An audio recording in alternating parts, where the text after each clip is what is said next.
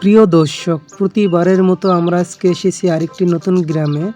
এই গ্রামটি হচ্ছে শেরপুর জেলা শিরপুরদি থানা মলামারি গ্রাম। তো এই গ্রামে এত সুন্দর প্রাকৃতিক দৃশ্য, সবুজ শ্যামল পাতা, যা দেখলে আপনার হৃদয়কে ছুঁয়ে দিবে। তো আপনি যদি ভিডিওটা না টেনে প্রথম থেকে দেখেন তাহলে আশা করি আপনার কাছে অনেক ভালো লাগবে। আশা করি আপনার হৃদয়টা জুড়িয়ে যাবে এই গ্রামের অপরূপ দৃশ্যগুলো দেখে। তো মলামারি গ্রামটা নামটা যেরকম ঠিক তার চেয়ে বেশি সুন্দর হচ্ছে এই গ্রামটা, যা না দেখলে বুঝতে পারবেন না।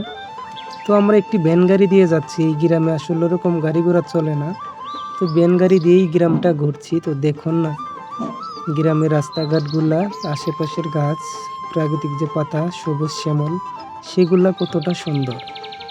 তো এই গ্রামের রাস্তাটা এতটা সুন্দর, মাটির রাস্তা, অথচ কোনো কাদা নেই, শুধু মাটি আর মাটি। মাটির রাস্তা হলো সেটা পাকা রাস্তার চেয়ে অনেকটাই ভালো।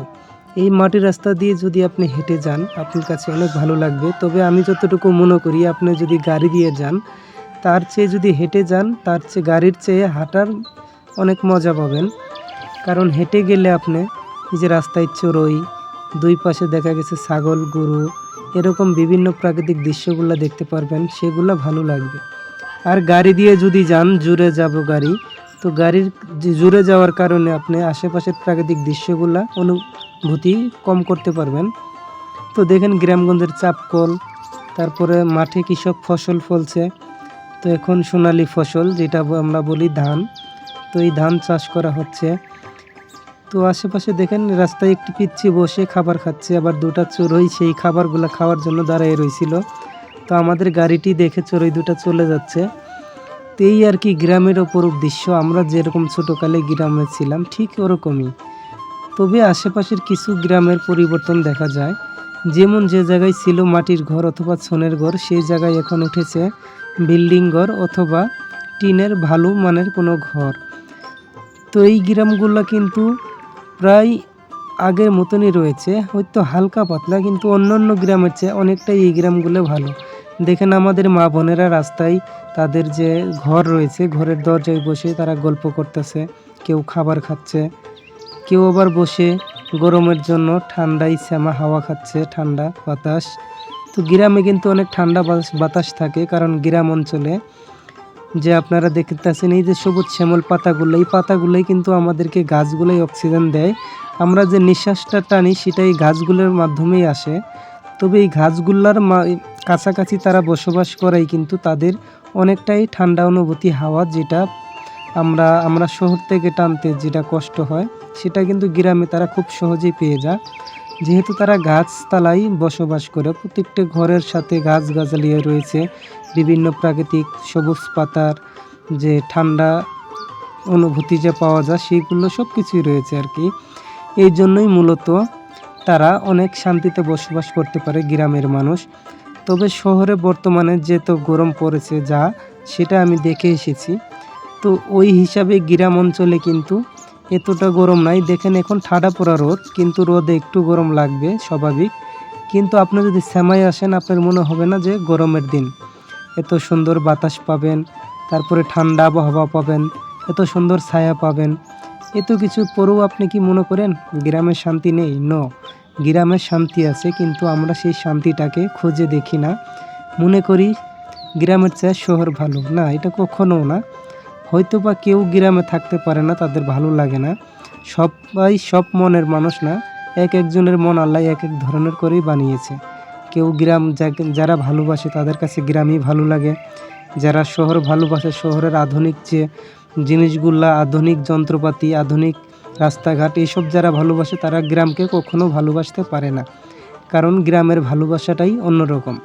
এর সাথে যদি শহরের তুলনা করেন, সেটি কখনো গ্রামের ভালোবাসার কাছে হার মেনে যাবে এই শহর। কারণ শহরে যে শান্তি পাবেন না আপনি, সেই শান্তিটি রয়েছে এই সুন্দর গ্রামগুলোতে।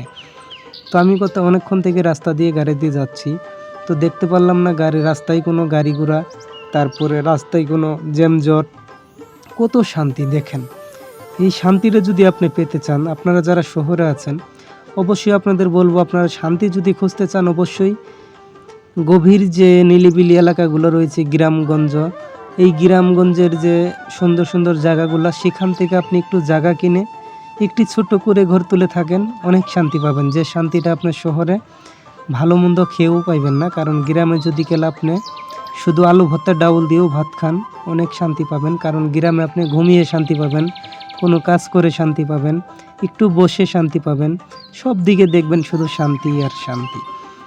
তো অনেকক্ষণ পরে আমরা যখন গাড়ি দিয়ে যাচ্ছি, তো সামনে একটি বিল্ডিং দেখা যাচ্ছে। তো বিল্ডিংটা কিন্তু মোটামুটি অনেক সুন্দর, শহরের মতো না। শহরের বিল্ডিংগুলা কোনো রঙই করে না, বাউন্ডারিতে দেখা যায়। তারপরে যদিও করে কালার সাদা রং, দেখেন গ্রামের মানুষ কতটা সুন্দর করে তারা সাজিয়েছে তাদের বাউন্ডারিটাও। 2 কালার করছে বাউন্ডারিতে, লাল নীল কালার। তার ভিতরে বিল্ডিং ঘর, আর বিল্ডিং ঘর বেশি একটা কিন্তু দেখা যায় না, সেটা আমরা দেখতেই পারতেছি। আমরা গাড়ি দিয়ে অনেকক্ষণ থেকে যাচ্ছি, প্রায় 6 মিনিট হয়ে যাবে গাড়ি দিয়ে চলতেছি। এর ভিতরে কিন্তু আমরা বিল্ডিং ঘর একটাই পেলাম, তবে তাও অনেক সুন্দর পাইলাম। এটাই হচ্ছে গ্রামের প্রাকৃতিক অপরূপ দৃশ্যগুলা। প্রিয় দর্শক, আপনাদের একটি কথা বলে নিচ্ছি, সেই কথাটি হচ্ছে আপনাদের কাছে আমার রিকোয়েস্ট থাকবে, আপনারা যদি গ্রামে ভালোবাসেন, গ্রামের ভিডিও ভালোবাসেন, আমাদের এই ছোট্ট চ্যানেলটি ভালোবাসেন, অবশ্যই ভিডিওতে একটি লাইক করে দিবেন। আর আপনার মূল্যবান কমেন্ট করে জানাবেন আপনাদের মূল্যবান মতামত, সেটা আপনি অবশ্যই কমেন্ট বক্সে লিখবেন। যদি আপনি আপনার কোনো গ্রামকে ভালোবেসে থাকেন, কোনো গ্রামকে দেখার ইচ্ছা থাকে, সেটি কমেন্টে আপনি বলে যাবেন। কমেন্ট বক্সে যখন আমি দেখব আপনাদের সেই মূল্যবান মতামতটি, তখন আমি সেটা পড়ে আমি সেই দৃশ্য, সেই গ্রামটি আপনাদেরকে দেখানোর চেষ্টা করব। যদি আপনাদের কোনো গ্রাম দেখার ইচ্ছা হয় সেটি বলবেন। আর যদি সেটা আপনি না বলেন, তাহলে আপনার কাছে কি মন চাচ্ছে, কি মতামত, আপনি সেই বিষয়গুলো নিয়ে কিন্তু কমেন্টে লিখতে পারেন। তারপর আপনি কোথায় থেকে ভিডিওটি দেখছেন সেটিও লিখতে পারেন। কোন গ্রাম থাকেন আপনি, আপনার নামটা কি, সেটি বলে যেতে পারেন। তাহলে দেখা গেছে আমরা পরবর্তী ভিডিওতে সেগুলো তুলে ধরতে পারবো। আর আমাদের এই ভিডিওটি আপনাদের কাছে ভালো লাগলে অবশ্যই আপনার বন্ধুদের কাছে, যারা শহরে অথবা দেশের বাইরে থাকে, তাদের কাছে শেয়ার করে দিতে পারেন। মেসেঞ্জারে, হোয়াটসঅ্যাপে, ইমোতে শেয়ার করে যদি দেন, তারা যদি এই গ্রামগুলো দেখে তাদের কাছে ভালো লাগে, অবশ্যই আপনাদের প্রতি খুশি থাকবে, তারপর আপনাদেরকে ধন্যবাদ দিবে। কারণ দেশের বাইরে অথবা শহরে যারা থাকে, তারা গ্রাম সচরাচর এত সুন্দর গ্রাম দেখতে পারে না। তাদের কাছে যদি শেয়ার করে দেন, তাদের কাছে অনেক ভালো লাগবে।